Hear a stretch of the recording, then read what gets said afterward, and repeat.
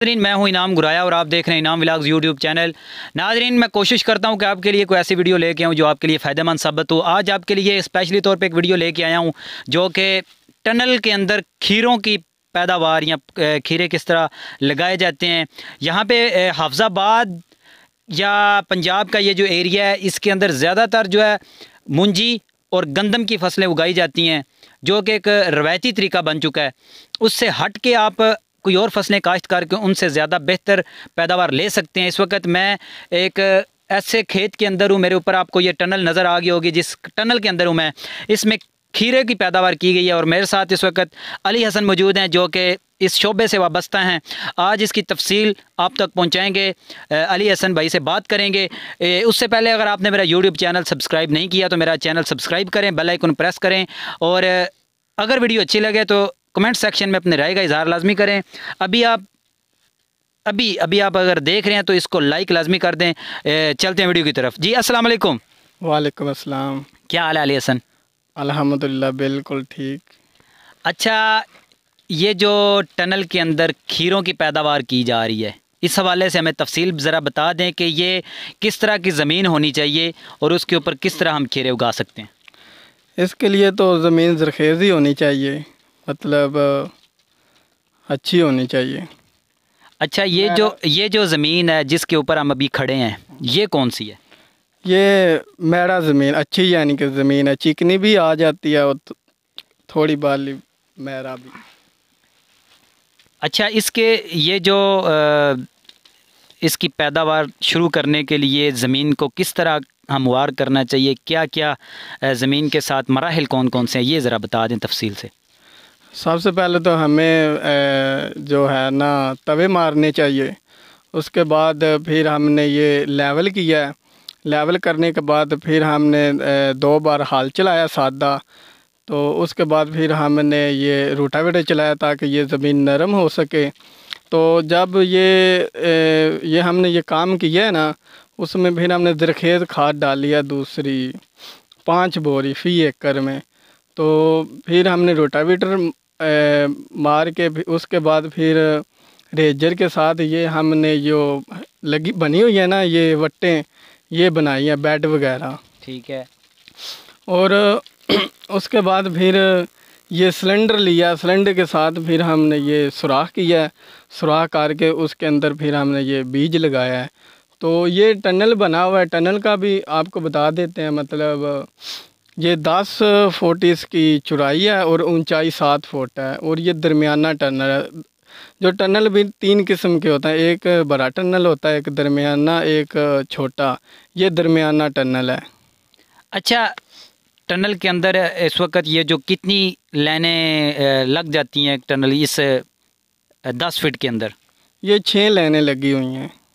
अच्छा, तो ये इधर इसका बीज लगाया गया या इसकी पहले कोई पनीरी बनाई जाती है फिर उसको यहाँ पे शिफ्ट किया जाता है? नहीं, ये बीज ही होता है, बीज ही हाथ के ज़रिए हम शिफ्ट कर देते हैं। अच्छा, लगाने के कितने माह बाद ये इसके ऊपर जो है तैयार हो जाता है? ये तकरीबन 1 हफ़्ते बाद ना इनका उगाव शुरू हो जाता है। 1 हफ़्ते बाद हाँ, इनका उगाव शुरू होता है। और इसके ऊपर जो ये खीरे लगे हुए हैं या खीरे जो खाने के काबिल हो जाते हैं, वो कितना टाइम लेता है इसका तैयार होने में? ये तकरीबन 1-1.5 माह लग जाता है, 1.5 माह। नाज़रीन, आपने जैसे सुना वो बता रहे थे, अली हसन बता रहे हैं कि 1 से 1.5 माह लग जाता है। कैमरामैन आपको दिखाएगा। ये देखें खीरे हैं इधर हमारे पास जो तकरीबन तैयार हैं यहाँ से। अच्छा, ये बता दें कि और ये जो अंदर आपने नेट लगाया हुआ है ये किस काम आता है?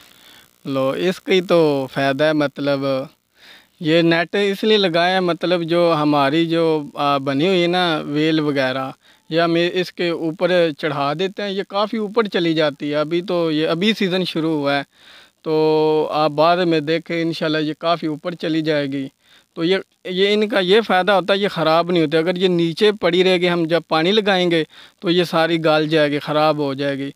तो नेट का ये फ़ायदा होता है, हम ये ऊपर चढ़ा देंगे, पानी नीचे आ जाएगा तो ये मतलब ख़राब नहीं हो जाएंगे, मतलब खीरा भी तोड़ना बहुत आसान होगा। मतलब खीरे तोड़ने भी आसान होंगे और ये ख़राब भी नहीं होंगे, ये नेट का ये फ़ायदा है।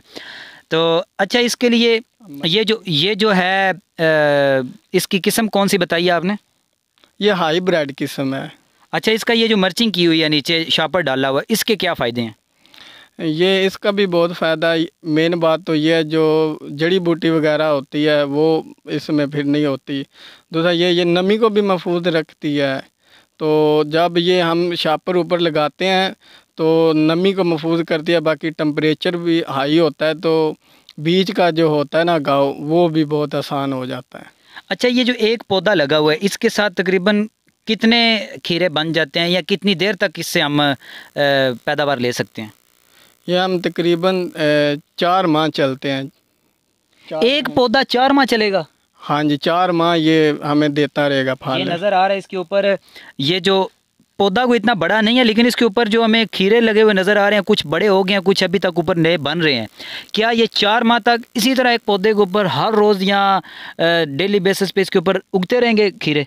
जी बिल्कुल। ये बेल अभी छोटी है, ये काफ़ी ऊपर चली जाएगी। ये ऊपर काफ़ी चली जाएगी तो ये फल देती रहेगी इंशाल्लाह। तो क्या समझते हैं कि ये दूसरी जो हमारी फसलें हैं उनकी निस्बत कितना फ़ायदेमंद है? इसका बहुत फ़ायदा है। मतलब ये है कि ये 3-4 दिन बाद हम इनकी तुराई करते हैं। मतलब इसका ये फ़ायदा है, पैदावार बहुत ज़्यादा होती है तो इंशाअल्लाह वो काफ़ी सरमाया मतलब हमें मिल जाता है। नाज़रीन, गर्मियों में खाना हो या सर्दियों में, हमें सलाद के अंदर खीरा जो है वो बड़ी बेहतरीन आइटम है। दोपहर के खाने में खीरा अगर खाएं तो इंसानी सेहत के लिए साइंसदान कहते हैं कि बड़ी बेहतरीन ग़ज़ा है दोपहर के टाइम खीरे का खाना। तो अभी हम आपको ये टनल भी दिखा रहे हैं, बहुत लंबी टनल है, एक साइड से इसे बंद किया हुआ है और एक साइड से खुली हुई है। इसका क्या मकसद है? ये बंद इसलिए किया, टेम्परेचर मतलब जब धूप नहीं निकलती तो दोनों तरफ बंद कर देते हैं। आज धूप निकली हुई है तो इसलिए एक साइड पे शापर ऊपर कर दिया कि हवा का गुजर बसर हो सके। बिल्कुल, अभी बाहर थे तो हमें हालांकि धूप थी बाहर, काफ़ी सर्दी लग रही थी, अंदर आए तो पसीने आ रहे हैं। ये तो बात है ना, इस टनल का ये तो फ़ायदा होता है कि ये हमें इसको जो पैदावार है उसमें बड़ा अहम किरदार अदा करता है। यानी कि ये बेमौसमी सब्जियात हमने उगाई। ये वैसे दूसरी गर्मियों की सब्ज़ी हमने ये सर्दियों में लगाई हुई है। सर्दियों में लगा के आप इसमें सर्दियों का भी फ़ायदा लेंगे और गर्मियों के भी। इसके ऊपर अभी आपने स्प्रे किया हुआ है कोई? हाँ जी, फंजीसाइड ज़्यादा स्प्रे हम करते हैं। तो ये जो अभी लगे हुए हैं ये खाने के काबिल हैं या धो के खाने हैं? इस तरह तो नहीं खा सकते? खा सकते हैं, कोई मसला नहीं है। नहीं, इसके ऊपर कोई किसी जहर का असर ना हो, ये ना हो कोई मसला बन जाए हमारे लिए। ये देखें नाज़रीन, ये धो लें तो बेहतर। नाज़रीन, ये खीरा है। ये मैं देखने वाले तमाम नाज़रीन को भी यही रिकमेंड करूँगा कि आप इस तरह की नई नई चीज़ें ले के आएँ। हमारी सब्ज़ी की बहुत लंबी चौड़ी फील्ड है पाकिस्तान के अंदर। सब्ज़ियाँ महंगी हो जाती हैं, आप सब्ज़ियाँ उगाएं, सब्ज़ियाँ सस्ती भी होंगी और आपको अच्छा समझ लें कि प्रॉफिट भी आएगा। उसके अलावा भी आप इस तरह की चीज़ों की तरफ आएँ जो आवाम के लिए फ़ायदेमंद साबित हों और आपके लिए भी फ़ायदेमंद साबित हों। और इस वक्त मेरे साथ जो कैमरा मैन है जनाब पीर आदिल शाह साहब, उनके साथ अली हसन के साथ मुझे इजाज़त दीजिए। अगर वीडियो अच्छी लगे तो राय का इजहार लाजमी करें, कमेंट सेक्शन में अपनी राय दें और नेक्स्ट वीडियो किस चीज़ पे आए ये भी आप बताएं, तो इंशाल्लाह आपके लिए इस तरह की मज़ेदार वीडियो लेके आता रहूँगा। इसके साथ ही मुझे इजाज़त दीजिए। नाम गुराया को अल्लाह हाफिज़।